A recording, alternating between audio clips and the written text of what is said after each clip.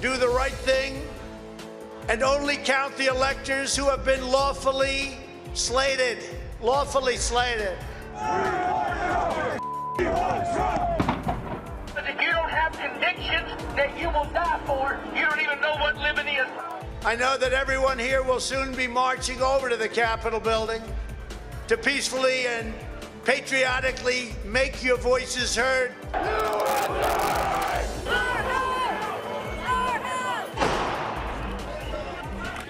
We're willing to risk our lives. The House Select Committee is on the verge of televised primetime hearings. At issue is the potential role of former President Trump and what role he played in trying to undermine the peaceful transition of power. We have a team of correspondents and analysts to break down what to expect. Plus, the House passes a series of measures, largely along party lines, directed at reducing gun violence. But the fate of the so-called Protecting Our Kids Act remains less certain in the Senate. And the average price for a gallon of gas is continuing to climb northward.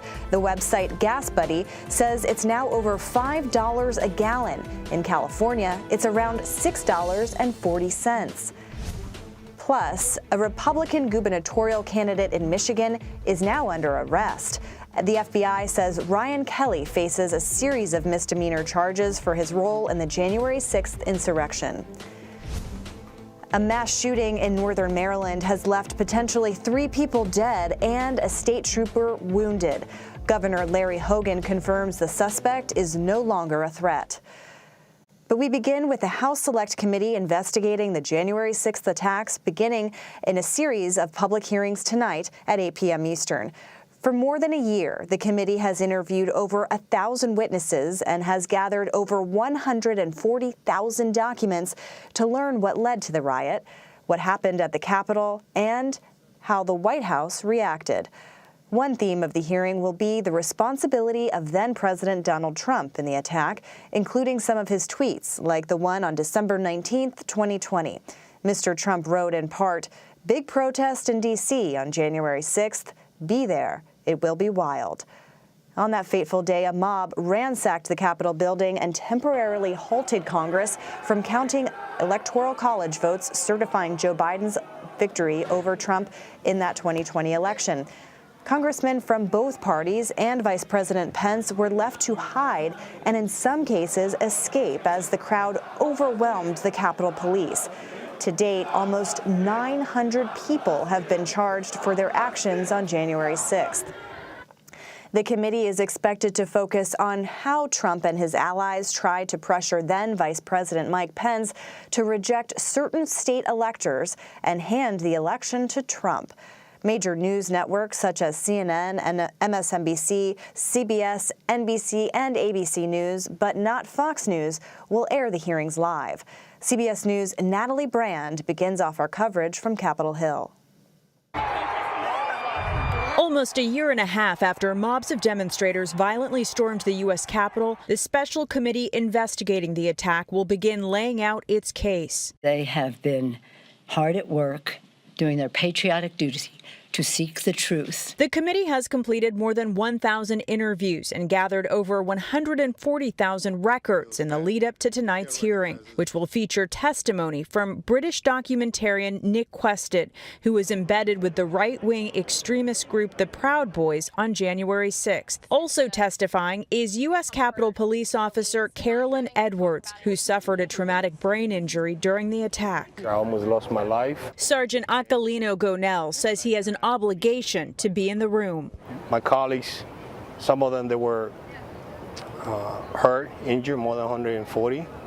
5 of them already perished. Speaker Pelosi put 2 Republicans on the 9-member committee, but House GOP leaders call the panel illegitimate and say they're working on an alternative report.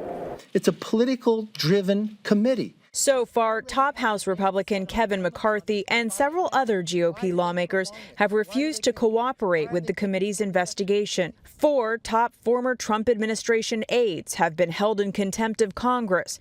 2 of them, Steve Bannon and Peter Navarro, are awaiting criminal prosecution. Meanwhile, federal law enforcement have made more than 800 arrests in connection to the assault, including Michigan GOP candidate for governor Ryan Kelly, arrested this morning on misdemeanor charges. Natalie Brandt, CBS News, Capitol Hill. For more on tonight's hearings, Nicole Killian and Robert Costa join us now. Nicole is CBS News congressional correspondent, and Robert is CBS News chief election and campaign correspondent. I know you have both been covering every inch of this story, and we appreciate your time and your reporting. Bob, I want to start with you because you're going to be you're joining us tonight from the balcony above the Cannon Caucus Room, where the hearing will take place live. Tell us a little bit about your reporting. What does it indicate about what exactly the committee is doing to prepare? It's a busy scene here on the third floor of the Cannon House Office building. Just a few steps away, they will begin that hearing, prime time, 8 p.m. this evening. But right now, you see members of Congress walking around, members of the committee doing some interviews, some for print, some for television. They're getting the room ready in terms of the seats, the cameras in there. It's kind of a tense atmosphere. And there's a lot at stake for this House committee, which has done so much of its work in secrecy, in quiet, conducting deposition after deposition behind the scenes, poring over thousands of documents. Now is their time to make their case in about 2 hours to the American people, with all eyes on them for the first time in a real way since last summer. And Nicole, I was thinking back to Trump's second impeachment hearing, where we saw some evidence presented in that hearing that had not yet been seen by the public, and that was a pretty big deal. Security camera footage showed just how close that mob got to Vice President Pence. It was really startling. Do we expect to see anything like that presented back here again? We are definitely expected to see some new footage. What type of footage that is remains to be seen. Certainly during the impeachment trial, some of that new footage was from some of the surveillance and security cameras here in the Capitol. This time around, as you know, one of the witnesses testifying is Nick Quested, this documentarian who was embedded with the Proud Boys. So some of the video footage we may see tonight could be from some of the footage that he captured in that documentary. But again, what the committee is promising is that we will hear, new excerpts of testimony, again, new video, and again, exactly what that ultimately ends up being remains to be seen. Yeah, we'll certainly be watching for that. And Bob, I know you've been talking to committee members and staffers leading up to tonight. What have they been telling you? They believe that they need to make a case here on two fronts. One, about the attack. Two, about what they're calling a conspiracy to overturn the 2020 election. And tonight's an introduction to the country. A series of hearings will unfold in the coming weeks as the committee lays out its case, its evidence about what happened, not just on January 6, 2021, but in the weeks before the attack, when you had a legal and political crusade spearheaded by then-President Trump to try to block the certification of then-President-elect Joe Biden's victory. It's a complicated story. And one part of this story that they're going to try to highlight in the coming weeks is how the then-president, Donald Trump, tried to weaponize the vice presidency to have Pence walk away from the lectern, to cast a doubt on what was happening and maybe put into motion something that could send the election back to the House of Representatives, a so-called contingent election where Trump believed he could win because of the way the Constitution set up. If you have a majority of delegations, you could win the presidency in that Byzantine manner. And Nicole, I know you've been doing a lot of reporting on the Hill today about who will be there tonight. What more can you tell us? Yeah, so we do expect that a number of the Capitol police officers and even some of the D.C. Metropolitan police officers who fought back the mob on January 6th, and some of them who even testified before the Select Committee almost a year ago, will be at this hearing just to watch the proceedings. There are several officers, in particular, Officer Harry Dunn, Sergeant Aquilino Gonell, who have consistently been at a lot of the Select Committee's business meetings over this past year. I spoke with Sergeant Gonell more about the importance of being at these hearings tonight. Why is it important for you to be at these hearings? It's personal. I almost lost my life, risking my life that day for the people who we sworn oath to protect. And when you have some of those very same people downplaying what happened here at the Capitol and not even entertaining the idea of we should off to investigate so this doesn't repeat. And so, you know, what's really striking when you talk to somebody like Sergeant Gonell and some of these officers is, you know, so much of this trauma still lives with them to this day, even in the course of their everyday jobs. You know, Sergeant Gonell was telling me, you know, there's some parts of the Capitol that he purposely avoids just because he doesn't necessarily want to be reminded about the horrors of that day. And he is still recovering both physically and mentally from this. So, you know, that is something I think that is important to continue to remind the public about, that, you know, this was a very traumatic event, not only for these officers, but for, you know, many of the staffers who worked here at the Capitol, many of the, you know, custodial staff, you know, people who work here day in and day out. And so for them, this really is a seminal moment to see what comes out of this investigation. Certainly so critical to note that that trauma still lingers even after this time. Bob, I kind of want to take a step back a little bit and kind of assess kind of where the Republican Party is at this point. Because remember, you had over 100 current Republican lawmakers who voted to deny the certification of President Biden's victory. I mean, that was despite all the court losses, despite all the recounts in various states. And you also have the former president who continues to actively campaign, again without evidence, about somehow being robbed of victory. And we're seeing, you know, those who align with him run for office this time around. How does this belief, you know, continue to shape the Republican Party? It's pervasive inside of the Republican Party. And when you step back, it's important to recall how many Republicans were participating in a process that was supportive of then President Trump to overturn the election. When Bob Woodward and I were reporting out our book, Peril, which came out last year, we discovered the so-called John Eastman document, the Eastman memo, a 2-page, 6-part plan that was to overturn the election, to try to throw the election back into the states and then into the House of Representatives.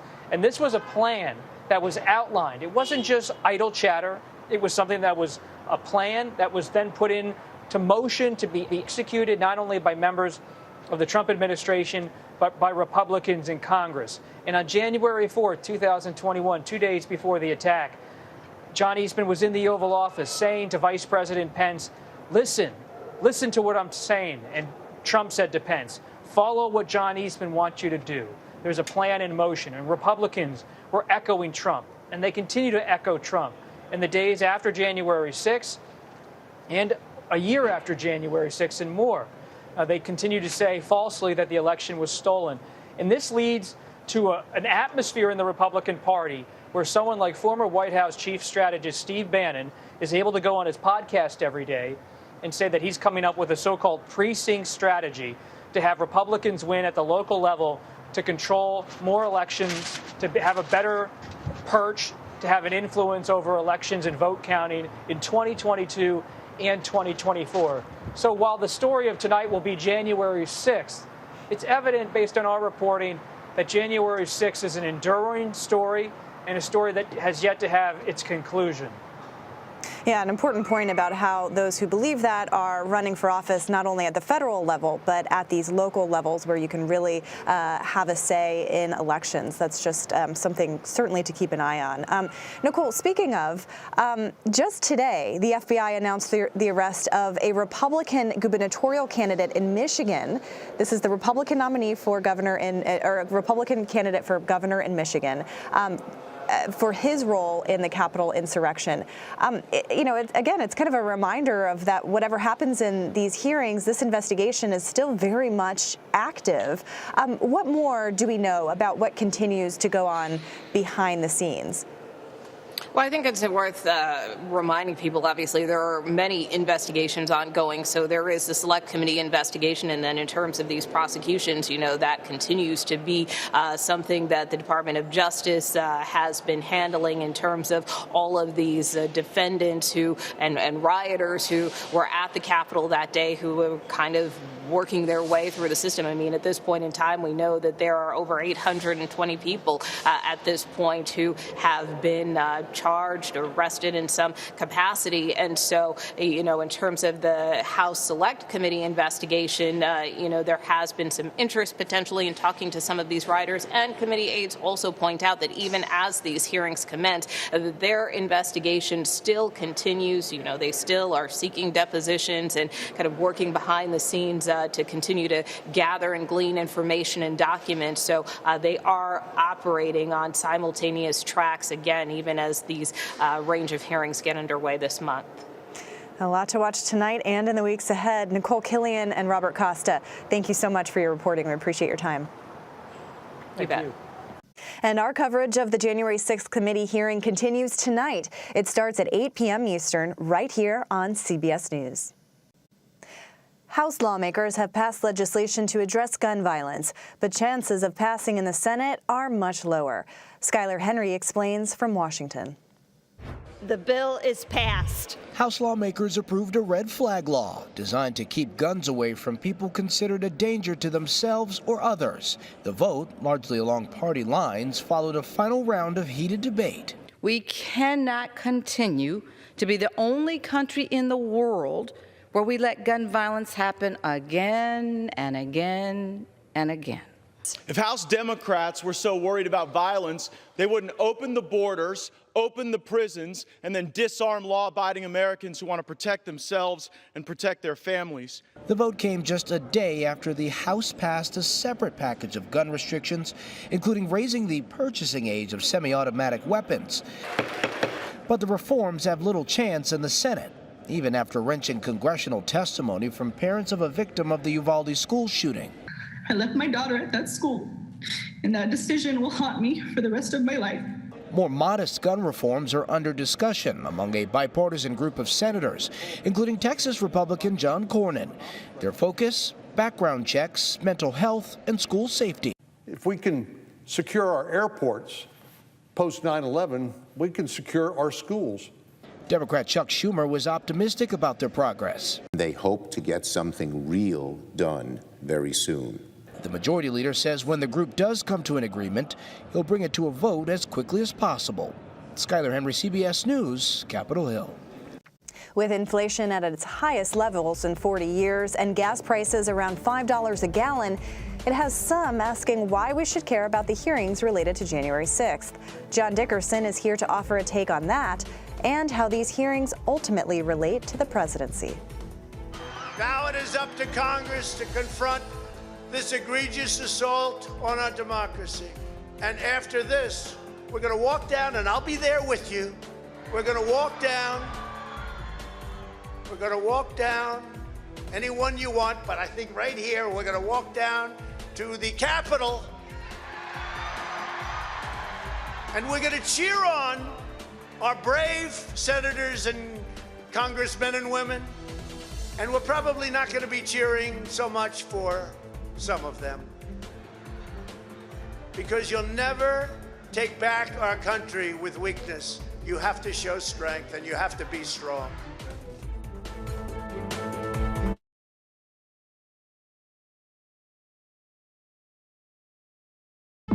An original documentary from CBS Reports. It's gonna be big! The metaverse, the virtual world that's become a cryptocurrency casino.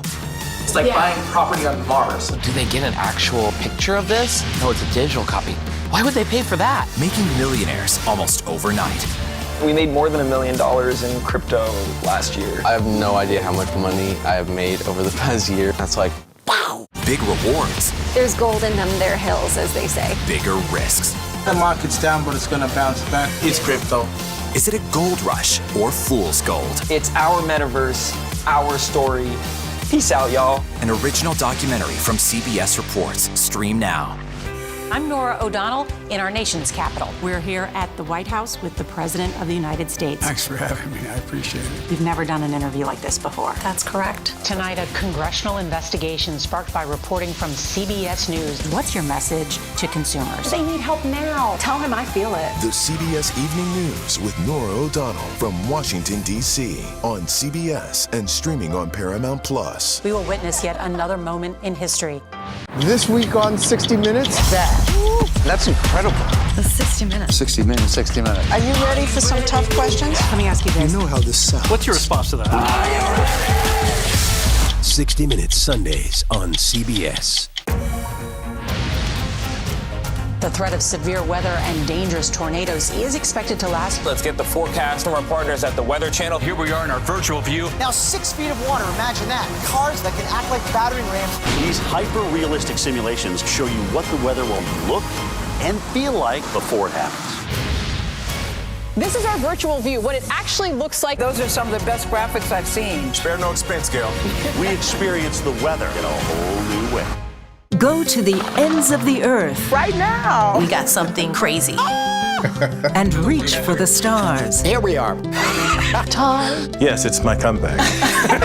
Hey, this is pretty fun. But wait, there's more. Experience thought-provoking. I'm open to the idea of being a human being. Innovative and truly original reporting. Look through a telescope and go, wow. Because there's always something new under the sun on CBS Sunday morning. People from every corner of America facing challenges. Everyone is just looking for some type of connection. Just raise your hand and say, hey, I'd like to help. Coming together to find solutions. We are going to do something about it. Their stories are our stories. Welcome to Eye on America. Stream now on the free CBS News app. We have an inspiring story that started with a strange act of kindness. Yeah. We found it. You're kidding me! We share stories that lift you up and brighten your day. The Uplift. Stream on the free CBS News app. The president bears responsibility for Wednesday's attack on Congress by mob rioters. He should have immediately denounced the mob when he saw what was unfolding.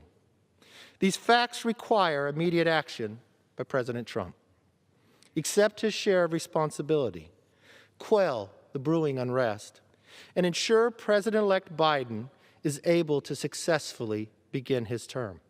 From the beginning, the Select Committee refused to investigate the real circumstances that led to the riot, including the lack of security around the Capitol. They also ignored the left-wing mob violence, which led to riots and loss of life across the country. That was House Minority Leader Kevin McCarthy just a week after the attack on the Capitol, compared to his comments today. Shortly after the riot, a number of GOP leaders condemned the violence, putting the blame on President Trump. The further away we got from that day, polls show public outrage has similarly waned. CBS News chief political analyst and senior national correspondent John Dickerson joins us now for more. Hey, John, thanks for being here. I was so struck by your essay on Sunday morning this past weekend about the importance and significance of these hearings. So why are these hearings so important? It's good to be with you, Caitlin. They're important because they're a test not just of the past, but of the present.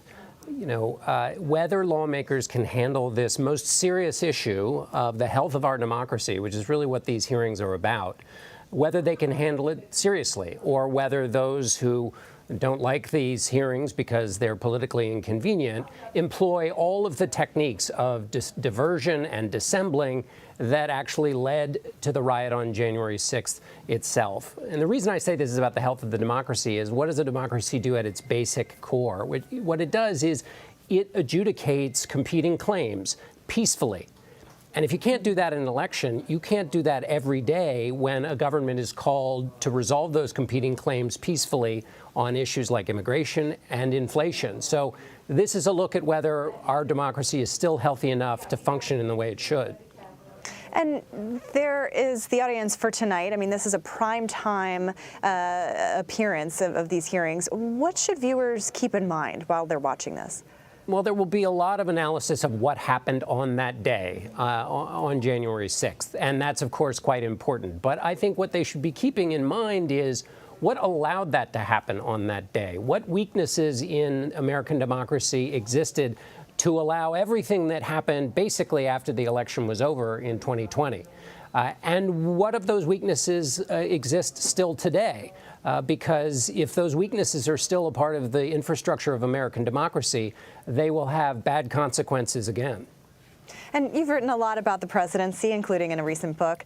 How do you think about these hearings in that context? I mean, it's interesting to me that this is a former president who really didn't face political consequences yet for this, and neither have members of his party so far. It's become kind of a pervasive view within the Republican Party. Can you contextualize that a little bit for us?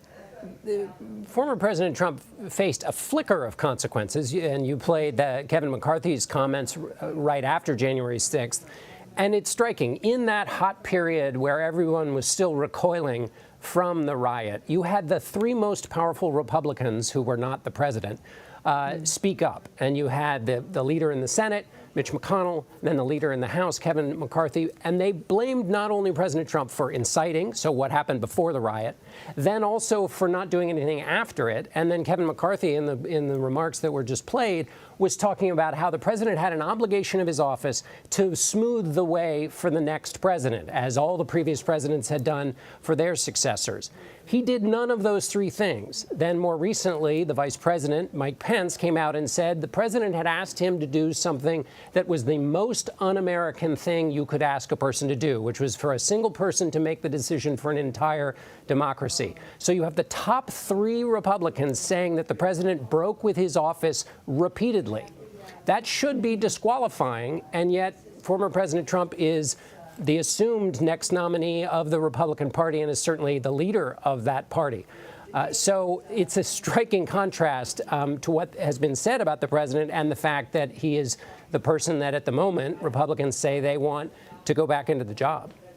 And John, a lot of those Republicans are saying that tonight doesn't really matter, that voters care more about inflation and the economy and things happening right now, kind of trying to put this behind them in a way. What do you make of that argument? Well, as you say, it's a political argument. They're trying to put it behind them. Inflation is a good thing for them to talk about. The fact that the leader of their party broke with the oath of his office repeatedly is not a good thing for them to talk about.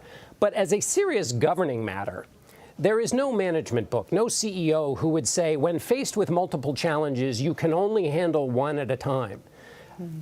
It's easy. It's possible for governments to both handle inflation and other pressing matters in the moment and other things that are important. And clearly, the healthy functioning of a democracy is important to a democracy. So the notion that a government can only handle one issue at a time isn't really consistent with the best functioning of that government. Indeed. Well, John Dickerson, thank you so much for your time, and we'll see you on Face the Nation this Sunday. Thanks, Caitlin. 5 Marines have died after their transport aircraft crashed in Southern California Wednesday. The identities of the deceased will not be released until 24 hours after their next of kin are notified. Officials are investigating the cause of the crash, which happened during training. The aircraft involved was an MV-22 Osprey, which the military regularly uses to move troops and supplies. The crash site is roughly 50 miles north of the U.S.-Mexico border. Republican lawmakers continue to publicly downplay the events of January 6th, the riot at the Capitol. Just how does this impact the credibility of the January 6th committee? And what do Republican citizens think about what happened at the Capitol? We dive into both fronts. Plus, when former President Trump will be deposed in a case in a state in New York, and who else from his family will be testifying with him. You're streaming CBS News.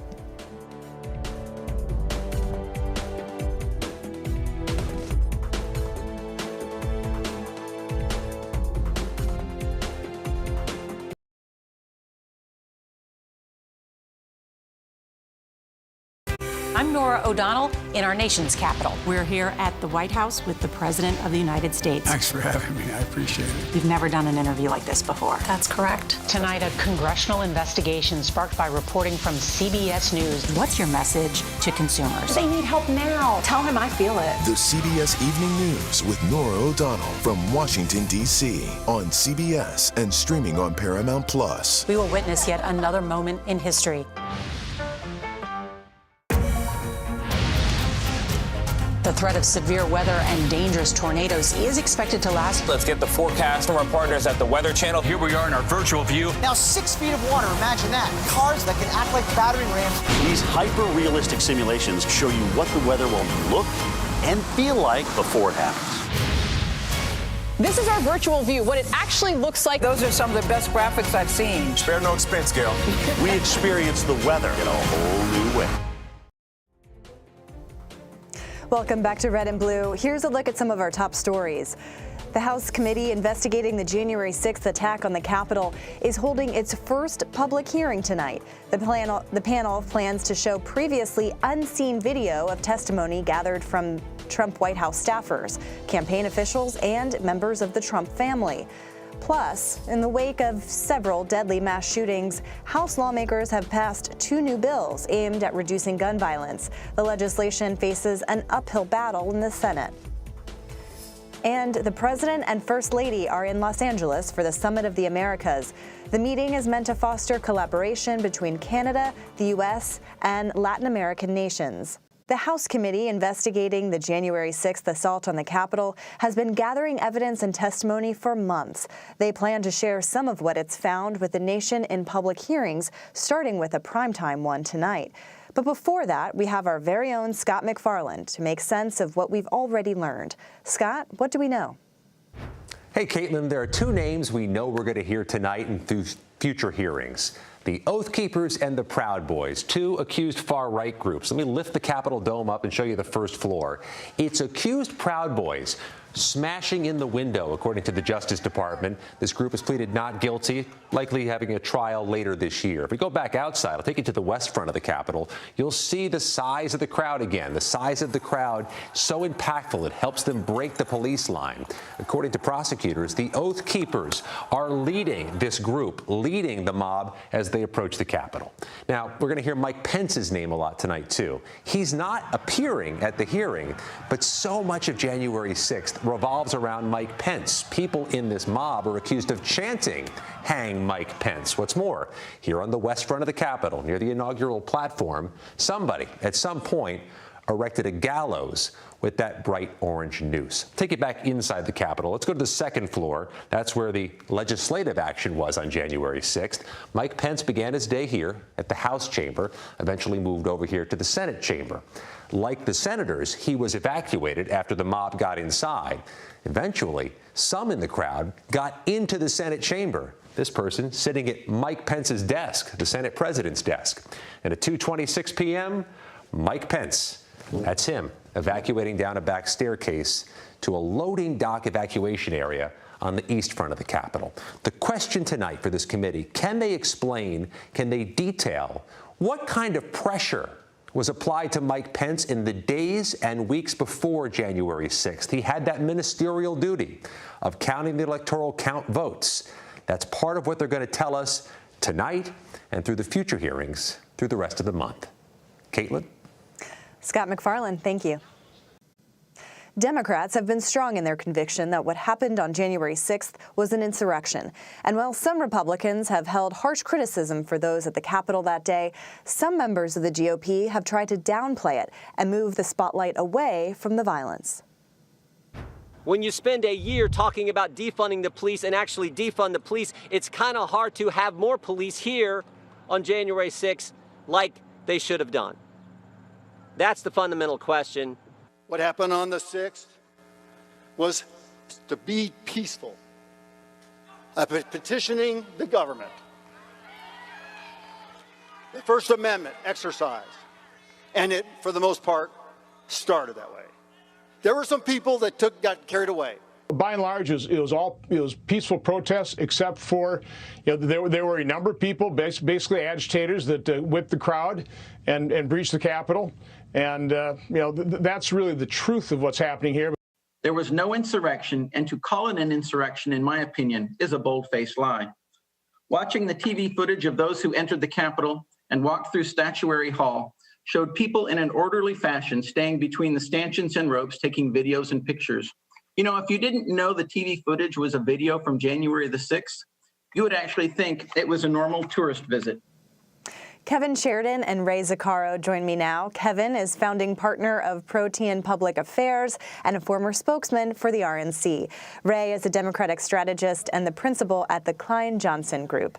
Thank you both so much for being here. Appreciate your time. Kevin, I want to start with you because we just heard a sampling of some of the Republicans who have tried to downplay the significance of January 6th. And that wasn't a comprehensive list, but gives you an example. But we've also had 100 Republicans who voted against certifying President Biden's victory. So I'm curious kind of how the Republican Party sees that day generally. Do they view it as a big deal? I think, you know, in the immediate aftermath, they absolutely denounced the events of that day. They said it was a disgrace. I think they should continue to say that, specifically because it wasn't just a riot. It went to the peaceful transfer of power, and that's a unique thing. And Mitch McConnell and the leadership in the House and Senate have said this. They said it again today, actually. McCarthy said it today.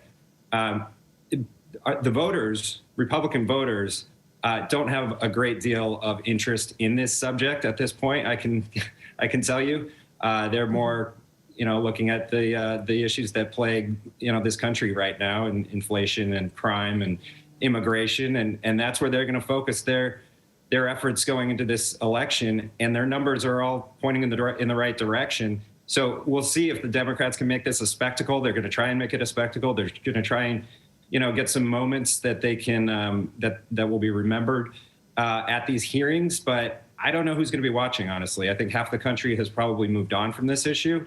We'll see the first night what the ratings look like and see if people want to tune back in for a second night.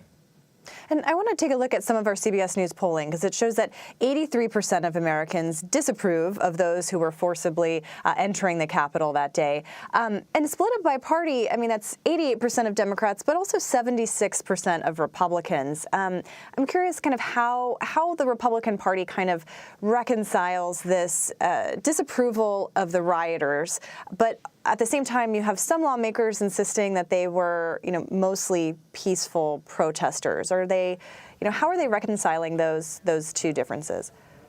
Well, I think, honestly, I think there are outliers, and there's an outlying, constituency within the Democratic caucus as well. But I think Republicans have said this is a disgrace. Most of them have said this is a disgrace.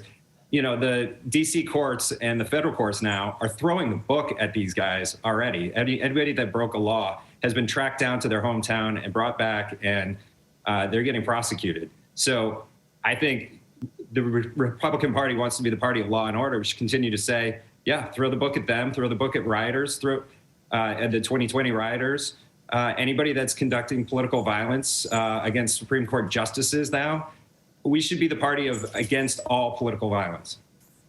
And Ray, there has been some criticism of this House committee in terms of who they're subpoenaing, their rejection of the Republican picks for the committee, and some other things. They have a former television executive producer producing this tonight. How does that impact the committee's credibility in the eyes of the public, do you think? Caitlin, first, thank you so much for having me on, and congratulations on your promotion to the new correspondent position. I will tell you this. There is no question, some of the footage that we just watched, there's no question that this happened. There needs to be a strong investigation. The committee is looking into who, what, when, where, and how this happened. The most important thing right now for the committee to address is getting to the core possible criminality here, which we've seen witness of. We're watching footage of it every day. We're going to see some new evidence brought by the committee. And if there's question about the committee and its establishment, the fact is that even Kevin McCarthy was for a bipartisan 9/11 style commission before he was against it. That's what should have happened. This committee is taking up the mantle and carrying the responsibility of investigating these crimes, of looking into this unbelievable attack, unprecedented attack on a democracy. This wasn't just an attack on or a bunch of tourists walking through the Capitol building. This was an attack on the certification of an election of a president. This has never happened. Even during the Civil War, this didn't happen. I think the committee is going to be getting down to the core questions of why and how this was allowed to happen. And Ray, on that note, I mean, what do Democrats really want from this? Is it trying to keep Trump off the ballot? Is it trying to convict people, shape some kind of legislation, shape public opinion? You know, what is the end goal for Democrats after these hearings? You know, Caitlin, when Benjamin Franklin walked out of Independence Hall, he was famously asked, "What have you done in there?" And he said, "We've created a republic if you can keep it." I think that the members of this committee, a bipartisan committee, mind you, with Republicans who have put their own political fortunes at peril, serving patriotically and bravely on this committee, with people like Jamie Raskin, who in the face of unspeakable tragedy has continued to not only show up, but also to use his incredible legal acumen and brilliant constitutional understanding to determine where the legality here is, what we should be looking at for who's responsible and how this act was committed. I think what Democrats and Republicans on this committee are looking for is not to score political points, but they're looking for justice. They're looking for answers. And I want to point to another aspect of our polling that I'm interested in thoughts from both of you, because according to this poll, 60% of Republicans still believe that there was widespread voter fraud in the 2020 presidential election, despite that there having been no evidence to support that. But as we're kind of talking about the lingering effects of this, I want to start with you, and Kevin, I'll start with Kevin. We're in primary season, as you know. Midterms are just around the corner. How much, for your party, should these items be taking up space? January 6th, the former 2020 election, former President Trump himself, they're all kind of players in the campaign in some way. How much should they be kind of the leading character? Very little. 2020 is behind us, and I think any candidate that's not talking about 2022, 2023 is making a huge mistake, and I don't think many of them are talking about 2020 anymore. Obviously, Donald Trump still does, but he's not on the ballot. So all the immigration, crime, inflation, we're going to get new inflation numbers tomorrow. If that's 8.5% or more, that's going to swamp some of the coverage of this, honestly. And you know, Republicans just don't be stupid this year, and they will have a very good November. And there's just no other way to look at it. So they just need to focus on their core issues and move past 2020. And Ray, how about you? Is there any risk for Democrats for focusing too much on Trump?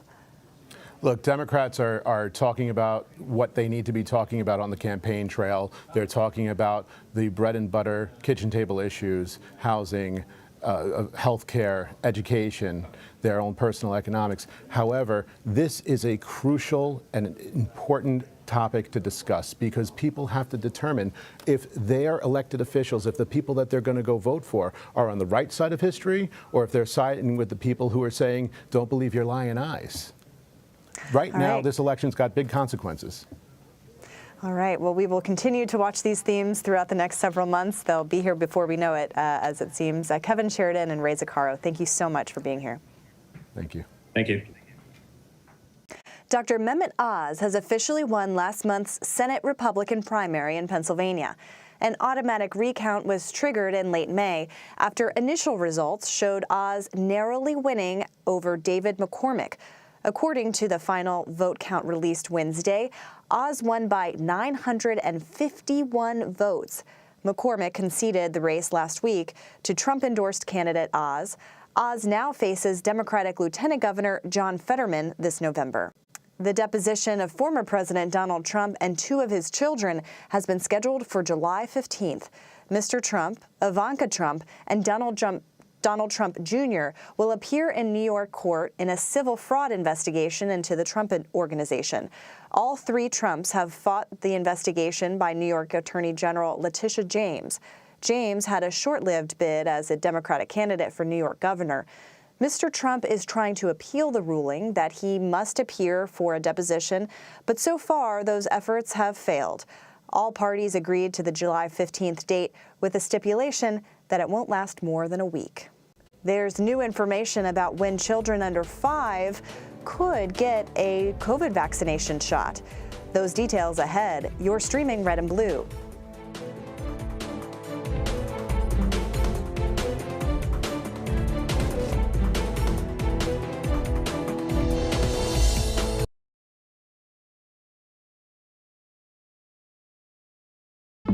An original documentary from CBS reports. It's gonna be big! The metaverse, the virtual world that's become a cryptocurrency casino. It's like buying property on Mars. Do they get an actual picture of this? No, it's a digital copy. Why would they pay for that? Making millionaires almost overnight. We made more than $1 million in crypto last year. I have no idea how much money I have made over the past year. That's like, wow. Big rewards. There's gold in them, there hills, as they say. Bigger risks. The market's down, but it's gonna bounce back. It's crypto. Is it a gold rush or fool's gold? It's our metaverse, our story. Peace out, y'all. An original documentary from CBS Reports. Stream now. I'm Nora O'Donnell in our nation's capital. We're here at the White House with the President of the United States. Thanks for having me. I appreciate it. We've never done an interview like this before. That's correct. Tonight, a congressional investigation sparked by reporting from CBS News. What's your message to consumers? They need help now. Tell him I feel it. The CBS Evening News with Nora O'Donnell from Washington, D.C. on CBS and streaming on Paramount Plus. We will witness yet another moment in history. This week on 60 Minutes, that's incredible. The 60 Minutes. 60 Minutes, 60 Minutes. Are you ready for some tough questions? Let me ask you this. You know how this sounds. What's your response to that? 60 Minutes Sundays on CBS. The threat of severe weather and dangerous tornadoes is expected to last. Let's get the forecast from our partners at the Weather Channel. Here we are in our virtual view. Now 6 feet of water, imagine that. Cars that can act like battering rams. These hyper-realistic simulations show you what the weather will look and feel like before it happens.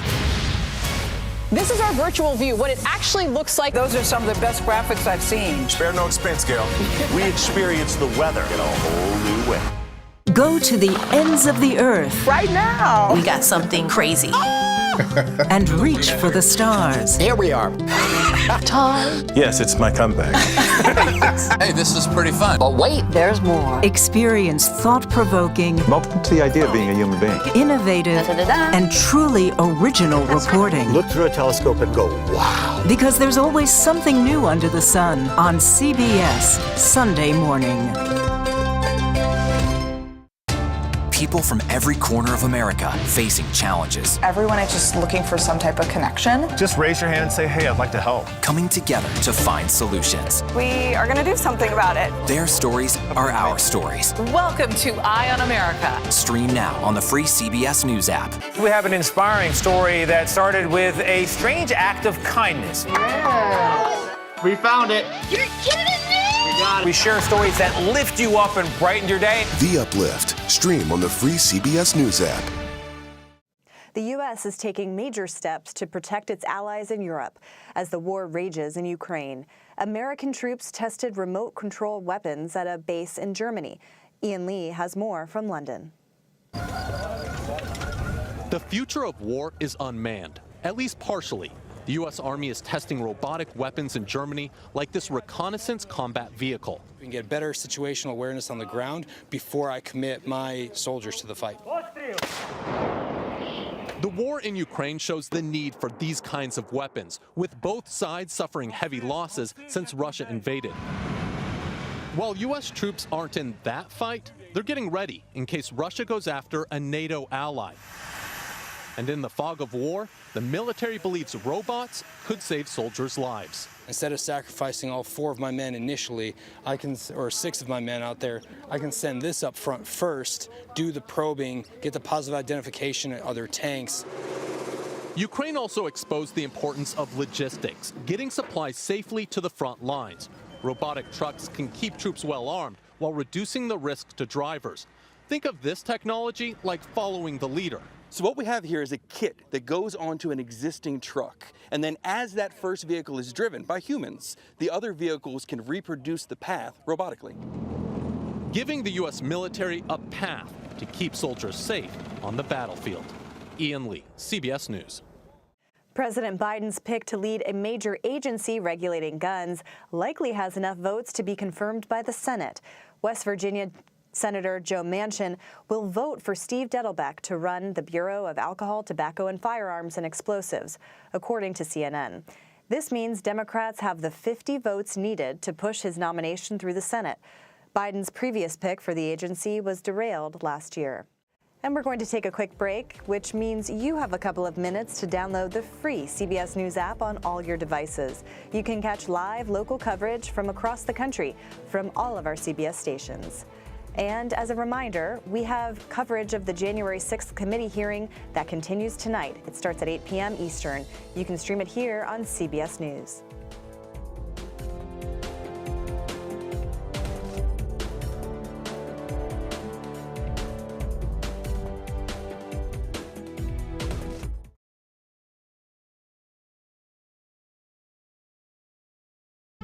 An original documentary from CBS reports. Incredibly big! The metaverse, the virtual world that's become a cryptocurrency casino. It's like buying property on Mars. Do they get an actual picture of this? No, it's a digital copy. Why would they pay for that? Making millionaires almost overnight.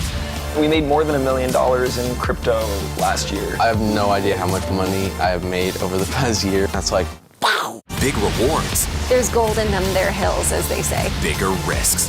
The market's down, but it's going to bounce back. It's crypto. Is it a gold rush or fool's gold? It's our metaverse, our story. Peace out, y'all. An original documentary from CBS Reports. Stream now.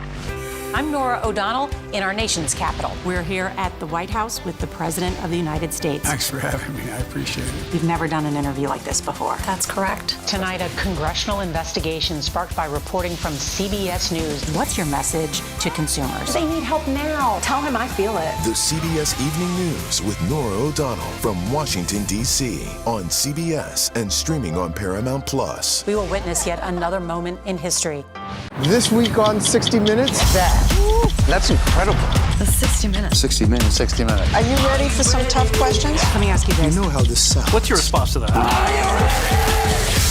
60 Minutes Sundays on CBS.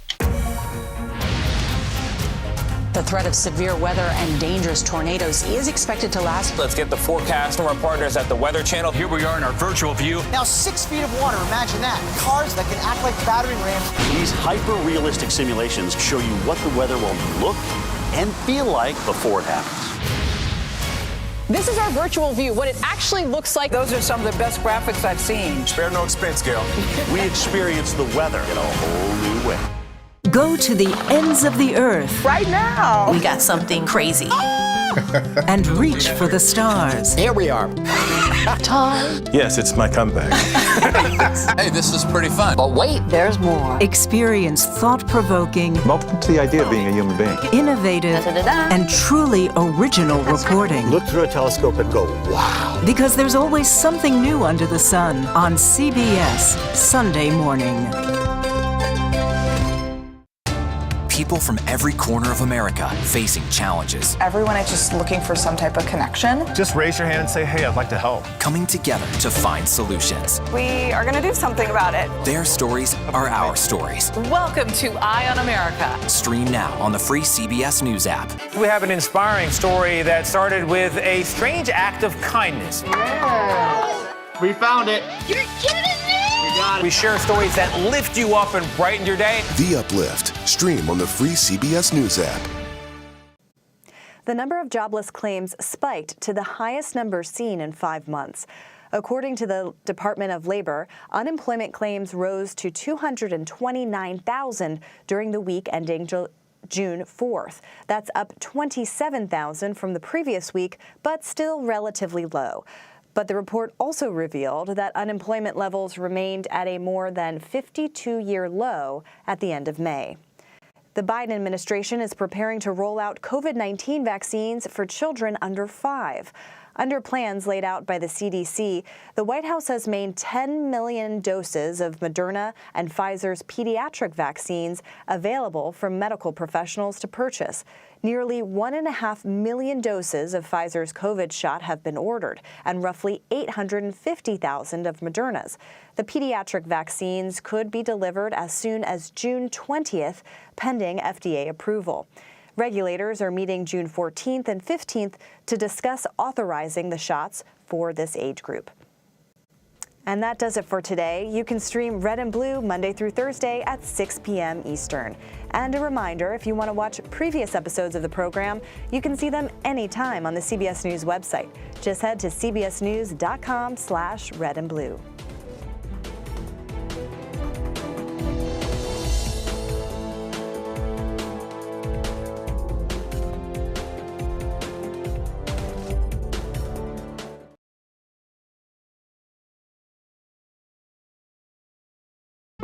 An original documentary from CBS reports. It's gonna be big! The metaverse, the virtual world that's become a cryptocurrency casino. It's like buying property on Mars. Do they get an actual picture of this?